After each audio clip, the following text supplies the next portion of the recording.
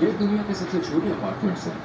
इनका साइज सिर्फ 1.5 square metre है और इन्हें कॉफिन होम्स कहा जाता है। अंदर सीधा खड़ा होना तो नामुमकिन है, यहाँ तक कि हाथ हिलाना भी मुश्किल है। कुछ तो इतने तक है कि चौड़ाई इंसान के कंधों से भी कम है और लंबाई शरीर से भी छोटी। इसके बावजूद ये कॉफिन एक साथ लिविंग रूम, किचन और बेडरूम के रूप में इस्तेमाल होते हैं। हांगकांग पिछले 14 सालों से दुनिया का सबसे महंगा हाउसिंग मार्केट रहा है। करीब 2 लाख लोग मजबूरी में ऐसे ही घरों में रहने को मजबूर हैं। ये दुनिया के सबसे अमीर शहरों में से एक है और अब हम देखेंगे कि यहाँ लोग कैसे सरवाइव करते हैं। कुछ लोगों को एक ही कॉफिन में मिलकर रहना पड़ता है और कुछ लोग तो अपने ही कॉफिन होम्स में मुश्किल से फिट हो पाते हैं।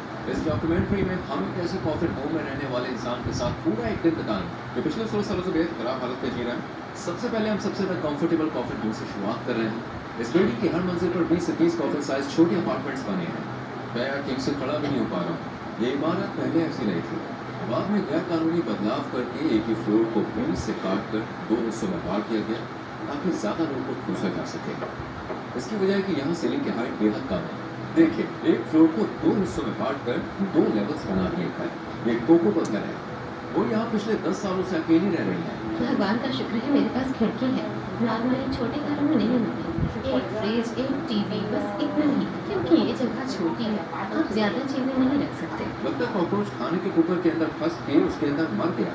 मैंने देखा 3 लोगों की इस कमरे में मौत हो गई है। जब ऊपर वाले लोग अपने दरवाजे बंद कर लेते हैं तो ये जानना मुश्किल हो जाता है कि उनकी मौत कब हुई। जब बहुत बदबू आने लगती है तब हम फिर पुलिस को फोन करते हैं। पावर लोड बहुत ही ज्यादा है, इसीलिए आग लगने का बहुत खतरा है। 4 सेकंड्स में हम कॉफिन जाने वाले हैं वो जेल से भी ज्यादा बुरा है। लेकिन उससे पहले चलिए दीवारों के पीछे झांकते हैं। अब हमारे सामने दर्जनों लोग हैं जो सार्डिन मछलियों की तरह फंसे हुए रहते हैं। 75 स्क्वायर मीटर के एक अपार्टमेंट को 30 कॉफिन साइज यूनिट्स में बांट किया गया है। इन घरों में ना तो ताजी हवा के लिए खिड़कियां हैं और ना ही धूप आती है और हर एक तंग कोठरी के अंदर एक इंसान चुपचाप डिप्रेशन और एंग्जाइटी से लड़ रहा है।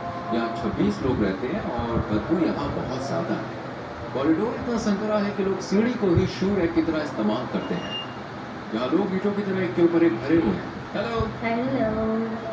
आप यहाँ कब से रह रही हैं? करीब 6 साल से। ओह, यहाँ पर एक और आदमी भी है। तो आप दोनों साथ में रहते हैं? हाँ, साथ रहते हैं। क्या ये आपके पति हैं? मेरा बॉयफ्रेंड। वो ऐसी जगह में रहते हैं जहाँ एक इंसान का भी ठीक से फिट होना मुश्किल है। दीवारों के साथ लगे हुए हुक्स पर कपड़े, बैग और पर्सनल सामान टंगे हुए हैं। सिर्फ